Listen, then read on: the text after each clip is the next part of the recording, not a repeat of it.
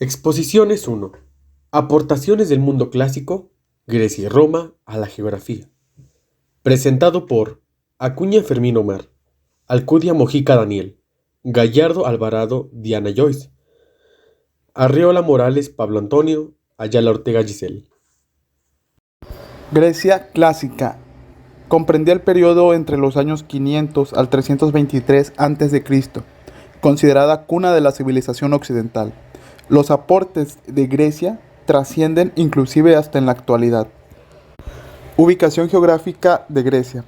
Bueno, los griegos fundaron una serie de colonias a lo largo del Mediterráneo occidental, a través de los cuales expandieron su cultura, sentando los cimientos de la civilización occidental. Cada uno de esos valles e islas que pueden ver constituyó un estado independiente denominado polis. Aquí podemos encontrar dos polis superiores al resto, Atenas y Esparta. Pero, ¿qué eran las polis? Bueno, las polis eran una serie de grupos o poblaciones antes separados que se unen formando una ciudad-estado para mayor protección. Hay que aclarar que inicialmente todas las ciudades-estado eran independientes entre sí. Sin embargo, las consideramos en su conjunto como civilización griega, porque compartían una misma cultura, creencias religiosas, costumbres y una lengua en común. La polis, la polis comprendía la ciudad amurallada, los campos de cultivo y pastoreo, así como los puertos que la comunicaban con el exterior en caso de que se tuvieran. Contaban con ciertas características como la extensión territorial reducida, su independencia económica, además de independencia política, así como también culto religioso en común. En la actualidad, las ciudades tienen una expansión urbana acelerada. Dependemos económicamente de un Estado que éste a su vez depende de un gobierno federal, además de que existen diversos partidos políticos. Además de que en la actualidad nos consideramos como un Estado laico y contamos con libertad religiosa. La sociedad griega era esclavista, por lo tanto muy desigual. La componían dos grupos de personas, los libres y los esclavos. Los libres no pertenecían a nadie y podían ser propietarios de esclavos en función de su riqueza. Estos a su vez se dividían en dos categorías: los ciudadanos, que poseían derechos políticos por los que podían votar y elegir cargos públicos, así como los no ciudadanos, que eran inmigrantes residentes en la ciudad o esclavos liberados. Por otra parte, tenemos a los esclavos, que estaban desprovistos de cualquier tipo de derecho. Dentro de la organización política existieron instituciones gubernamentales cuya participación era de todos los ciudadanos. Por lo mismo, la polis de Atenas se considera cuna de la democracia actual. La polis demócrata estaba gobernado a través de tres instituciones principales: legislativo, ejecutivo y judicial. Dentro de la organización política actual podemos encontrar estos tres mismos poderes, donde los representantes que elegimos de una manera demócrata también trabajan en pro de la nación. Sin embargo, al entender la democracia en el mundo actual, podemos comprender que existe un desencanto global hacia la democracia existente, dado que la era digital permite ser más crítico y mantener al ciudadano más informado. De igual manera, muchos países cuentan con crisis de corrupción que dificultan la democracia. El Índice de Democracia Global 2020 nos permite analizar y entender de qué manera las naciones de la actualidad han cambiado o mantenido la democracia nacida en Atenas. Arquitectura griega. Es una arquitectura que va a ir evolucionando a lo largo del tiempo, pero sus características se van a definir desde un momento muy temprano. De la arquitectura griega civil han quedado muy pocos restos, por lo que predomina la arquitectura religiosa, que se conoce principalmente por Vitruvio. Las principales características de la arquitectura griega son: 1. Es una arquitectura fundamentalmente adintelada, aunque conocen la bóveda no la utilizan. 2. Es monumental pero no colosal como Egipto. 3. El material es fundamentalmente la piedra y dentro de ellas el mármol, la cual es la preferida, pero también se utilizaron otros materiales. En un principio se utiliza la madera o la mampostería, recurriéndose a un enlucido hecho de polvo de mármol que luego se policroma. Aunque esta policromía se ha perdido, el color era menos fuerte en el mármol que en otras piedras. 4. Va a llevar siempre elementos decorativos, como lo son cenefas, rosetas, ovas, perlas, palmetas, etc. Cabe destacar que las obras arquitectónicas más representativas son Acrópolis. Si bien la influencia de la arquitectura griega aún perdura en la actualidad, Chapingo muestra parte de esta influencia en lo que se convirtió una estructura representativa de la universidad, como lo es el Partenón de Consejo Universitario. Mitología griega.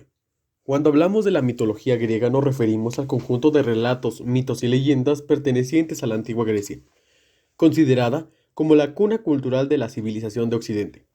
Como todo lo que tiene que ver con la cultura humana, la mitología es el conjunto de mitos, historias, leyendas y cuentos de una comunidad tiene para dar explicación concreta a elementos que pueden parecer distantes, lejanos o inexplicables, abstractos y complejos. La mitología es una forma de explicar y dar respuesta a las incertidumbres que el hombre no puede comprender y que la ciencia recién en los últimos siglos ha comenzado a entender, y no en todos los temas.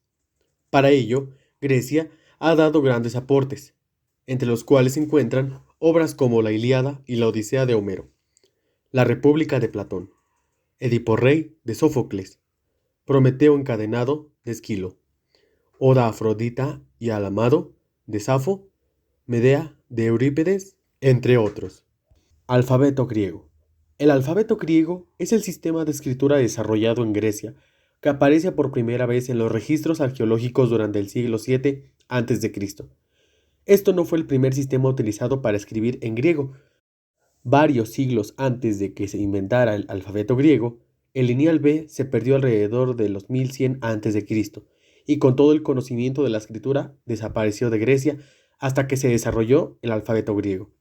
Este alfabeto surgió cuando los griegos adaptaron el sistema de escritura fenicio a su propio idioma, mediante el desarrollo de un sistema de escritura totalmente fonético, compuesto de signos individuales dispuestos de manera lineal, que se podía representar tanto las consonantes como las vocales. Las inscripciones más antiguas con el alfabeto griego son grabados en vasijas y fragmentos de estas. Los grabados, encontrados en Lafcandi y Eratria, encontrados en Atenas y las inscripciones de la Copa de Néstor, datan todos de la segunda mitad del siglo VII a.C. y son las inscripciones en alfabeto griego más antigua que se conocen. Continuamos con los filósofos griegos. Los filósofos griegos fueron esencialmente filósofos políticos, estos de la polis, ya que contemplaban el universo, el pensamiento y otras cuestiones humanas. Entre los más conocidos encontramos a Aristóteles. Él es uno de los grandes filósofos de la antigüedad, creador de la lógica, persecutor de la anatomía, biología y creador de la taxonomía. Está considerado junto a Platón como el determinante de gran parte del corpus de creencias centrales, del pensamiento. Esto es lo que denominamos hoy denominamos sentido común. También encontramos a Platón, que es un filósofo griego, alumno de Sócrates y maestro de Aristóteles. Él combatió, popularizó y demostró una serie de ideas enfrentadas a filósofos presocráticos y al de los sofistas, que eran muy populares en la antigua Grecia. Fue fundador de la Academia de Atenas, donde estudió a Aristóteles, participó activamente en la enseñanza de la academia y escribió diversos temas sobre filósofos, especialmente los que trataban de la política, ética, metafísica y epistemología. También encontramos a Sócrates. Es uno también de los filósofos más grandes de la filosofía occidental. Es persecutor de Platón y Aristóteles, estos, como ya vimos, representantes fundamentales de la filosofía griega. Fue el verdadero iniciador de la filosofía en cuanto le dio su objetivo primordial de ser una ciencia que busca en el interior del ser humano. El método de Sócrates era dialéctico, pues después de plantear una suposición, analizaba las preguntas y respuestas suscitadas por la misma. Él era un obediente de las leyes de Atenas, pero evitaba la política, ya que creía que era mejor servir a su país dedicándose a la filosofía. Continuamos con el padre de la geografía. En la cultura griega sabemos que es el primero en desarrollar un conocimiento ordenado sobre un conjunto de fenómenos que atañen a la Tierra. Esta descripción de la Tierra desde la antigüedad se ha podido entender de dos formas diferentes. como bien la descripción y estudio de toda la Tierra en cuanto a cuerpo físico celeste, o bien como una descripción y estudio de alguno de sus territorios, estos incluyendo sus características físicas como ríos, montañas y también los pueblos en los que se habitaban. Existen así desde la Grecia clásica una perspectiva general y otra particular. En la primera es más próxima a la matemática, a la astronomía y a la cartografía, y en la segunda es más relacionado a la historia, a la política y a lo que hoy se entiende como etnografía. Se considera padre de la geografía a Eratóstenes de Cirene, ya que fue el primero en acuñar el término, aplicándolo a una de sus obras. Para Eratóstenes, este término identificaba el objetivo esencial de su trabajo, la elaboración de una representación gráfica del mundo conocido, es decir, a lo que hoy se entiende como cartografía. Partía para ello de una búsqueda de las dimensiones de la Tierra, tarea que llevó a cabo con una sorprendente aproximación. Iniciando con el tema de Roma clásica, esta se desarrolló en la península itálica, se expandió por toda Europa, norte de África y parte de Asia. Se desarrolló durante las etapas monarquía, república e imperio. En la etapa de la monarquía apareció un sistema que fue la primera forma política o gubernamental de Roma como ciudad-estado. En la segunda etapa, que es la república, aparece una forma de hacer política con una transformación, que es los grupos sociales quedaron fragmentados en patricios y plebeyos. Los patricios eran los terratenientes, aristócratas y por supuesto los gobernantes. Los plebeyos eran los campesinos, artesanos y comerciantes. Y en la última etapa, que es el imperio, esta da comienzo en el 27 a.C. con Augusto como emperador tras la victoria de Octavio sobre Marco Antonio y obteniendo el título de emperador César Augusto por parte del Senado. Seguimos con 4 autores y sus aportaciones que queremos resaltar porque se nos hicieron muy interesantes. Claudio Ptolomeo, sus aportaciones fueron cartografía y cosmografía, y Parco de Nicea, su aportación fue un esquema de paralelos y meridianos. Polibio, fue su aportación la geografía descriptiva, y por último Ricardo de Haldingham, su aportación fue mapas de territorios romanos. Hablando sobre las principales aportaciones que el Imperio Romano nos legó fueron la arquitectura, la escultura, la técnica, la pintura y contribuciones de Roma a la civilización, al igual que la cultura, que engloba el latín, derecho legal, filosofía y medicina, y el arte, que engloba arquitectura, escultura, pintura y mosaico, en las cuales iremos viendo más adelante. Sobre la escultura, los emperadores y los generales romanos levantaron arcos y columnas en memoria de sus triunfos. En la escultura prevaleció la rigidez de la tradición etrusca. En cuanto a la arquitectura romana, esta se caracteriza por la monumentalidad y la utilidad pública de las construcciones. Roma y el imperio pues se llenaron de circos, teatros, termas, anfiteatros y demás. El principal anfiteatro de Roma fue el Coliseo romano. Cabe resaltar que los romanos emplearon construcciones en arco, bóveda y cúpula, además que llegaron a usar materiales de construcción como madera, ladrillo, sillaros, hormigón y mármol.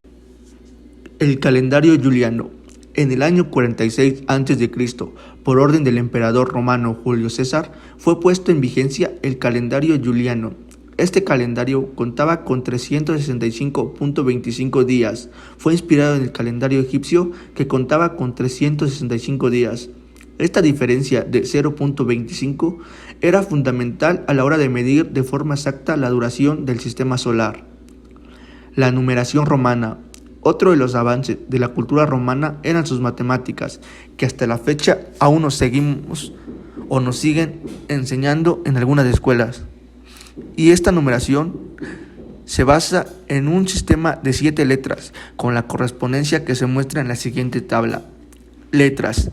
La I tiene un valor de 1, la V un valor de 5, la X un valor de 10, la L un valor de 50, la C un valor de 100, la D un valor de 500, la M un valor de 1000. También tienen algunas reglas que no mencionaremos en este video pues sería demasiado largo, pero que se supone que la gran mayoría de nosotros lo sabemos. El derecho. El derecho romano es el conjunto de normas jurídicas que regularon al pueblo romano desde su fundación hasta la caída del Imperio del Oriente.